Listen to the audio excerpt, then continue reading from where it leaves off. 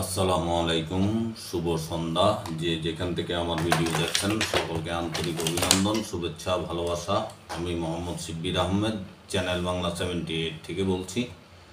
সমকালের একটি রিপোর্ট। নিজের জীবন বাজি রেখে স্বামীকে বাঁচাতে ডাল হয়ে দাঁড়ালেন স্ত্রী।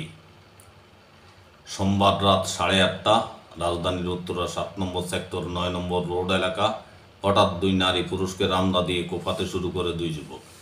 ক্ষোভের মাত্রা বেশি পুরুষটির দিকে। নিরুপায় হয়ে ছুটোছুটি করছেন নারী। পুরুষটিকে আক্রমণ না করতে হাত জোর করে অনুরোধ করতে থাকেন তিনি, কিন্তু তাতেও রক্ষা হচ্ছে না।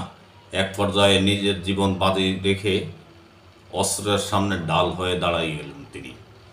গত রাতেই এই ঘটনা নেটিজনদের সবাই কম বেশি দেখেছি। সামাজিক যোগাযোগ মাধ্যমে ফুটেজটি রীতিমতো ভাইরাল। জানা গেছে ওই নারী ও পুরুষ সম্পর্কের স্বামী স্ত্রী। তাদের নাম মকবুল ও ইফতি। আর অভিযুক্তরা হলেন মোবারক হোসেন 25 ও রবি রায় 22। তারা দুজনেই কিশোর গ্যাংয়ের সদস্য। ইতিমধ্যে তাদের আটকও করেছে পুলিশ। জানা গেছে ভুক্তভোগী মকবুল জাতীয় নাগরিক কমিটির কেন্দ্রীয় সদস্য তাহসিন রিয়াদের বন্ধু। ঘটনার বর্ণনা দিয়ে জাতীয় নাগরিক কমিটির দায়িত্বশীল সদস্য হাসান মঈন গণমাধ্যমকে বলেন, খবর পেয়ে আমরা ঘটনাস্থলে গিয়েছি। দুজনকে আটক করা হয়েছে। এই হামলার পেছনে আরও জড়িত যারা, তাদের সবাইকে খুঁজে বের করা হবে। ঘটনার কারণ জানিয়ে হাসান মঈন বলেন, কিশোর গ্যাং গ্রুপটি টঙ্গী এলাকার। তারা সেক্টরের ভেতরে উচ্চ শব্দে মোটরসাইকেলের হর্ন বাজিয়ে যাচ্ছিল। এ সময় রিকশা থেকে প্রতিবাদ জানান মকবুল ও ইফতি।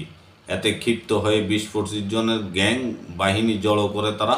পরে মোবারক ও রবিরা এই দম্পতিকে কোপানো শুরু করে।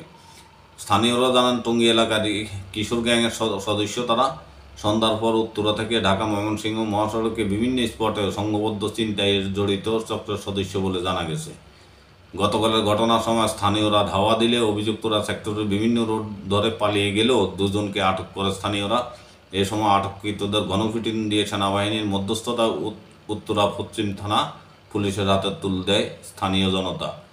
এদিকে ধারালো অস্ত্রের মুখে স্বামীকে বাঁচাতে ডাল হয়ে দাঁড়িয়ে যাওয়া অদম্য সাহসের কারণে সামাজিক যোগাযোগ মাধ্যমে প্রশংসা কুড়িয়েছেন স্ত্রী ইফতি। ভালোবাসা কাকে বলে? এটাই ছিল ভালোবাসার প্রমাণ। খালি দিবস পালন করলেই ভালোবাসা হয় না। আর যে স্ত্রী স্বামীকে বাঁচাতে ডাল হয়ে দাঁড়িয়েছিলেন, সেটাই প্রকৃত ভালোবাসা। নিজের জীবন বাজি রেখে তারপরে স্বামীকে বাঁচানোর জন্য দাঁড়িয়ে গিয়েছেন। ভালো থাকবেন দর্শক। আসসালামু আলাইকুম।